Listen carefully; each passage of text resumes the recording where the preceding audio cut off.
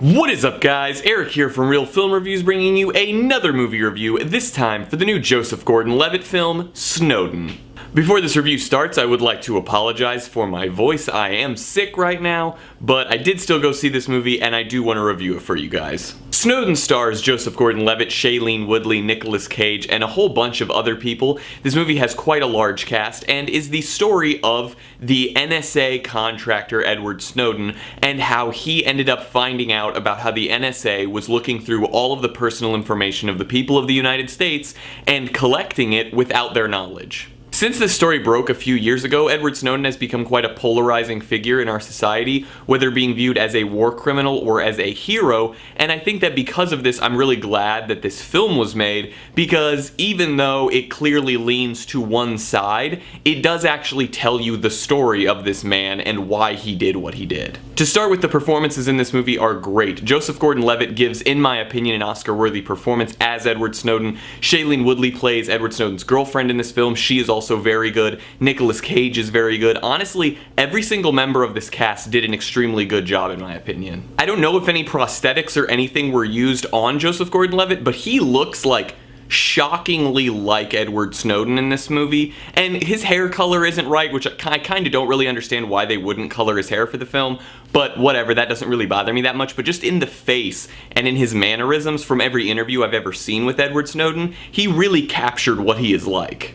Being as this movie is based on true events, it lends itself to be extremely suspenseful, particularly with the subject matter that it revolves around, and I think because of that, this true story, even though throughout the film it's told in flashbacks, it's done very well. I never felt like it was choppy or clunky going into flashbacks in and out, because the way that this story was told when Edward Snowden decided to break it was in this way. He had to explain his past to these people so they would believe the story that he was giving them. I also enjoyed how it focused on him as a man and not necessarily only on the act of releasing all of this information, because I think that the idea of the act being all that defines Edward Snowden isn't fair, and I'm glad that this movie focused on his early life, what led him up, his work, and how he wasn't always this person that thought he would release information like this. You see him grow, and he actually has quite an arc throughout this movie. This is a very small thing, but I actually really enjoyed the sets in this film. I thought that the direction with Oliver Stone,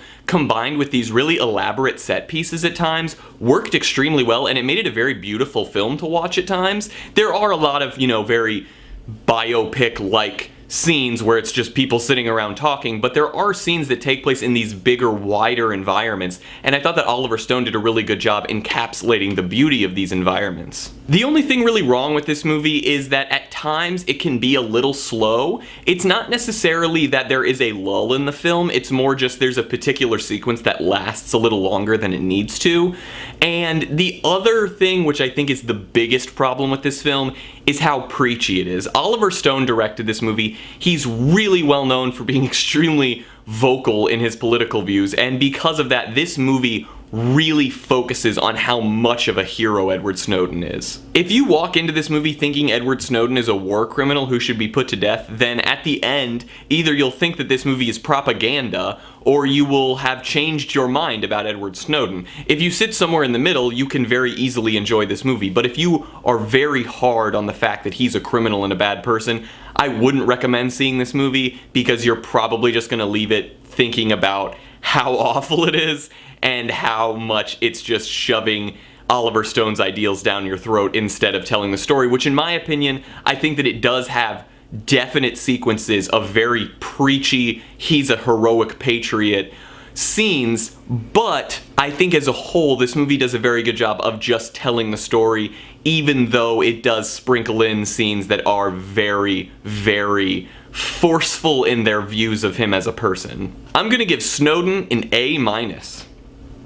I really enjoyed Snowden. I actually, through all out high school and community college, I wrote all of my papers on whistleblowers. I think that it's an extremely interesting topic, which is partially why I think I enjoyed this movie so much, but I think it's also a really well done movie, and it's definitely the best movie Oliver Stone has done in a while. It has great performances, particularly Joseph Gordon-Levitt's lead performance, and it also just tells a story of something that I feel like more Americans need to know more about. Regardless of this movie shares your views use, you'll at least be able to learn more about why he did what he did and more of the specifics as to what he really did. Well guys, as always, I'm Eric. If you enjoyed this video, please do like, subscribe, comment down below what you thought of Snowden, share everything we do here on Real Film Reviews, and I hope to see you guys later.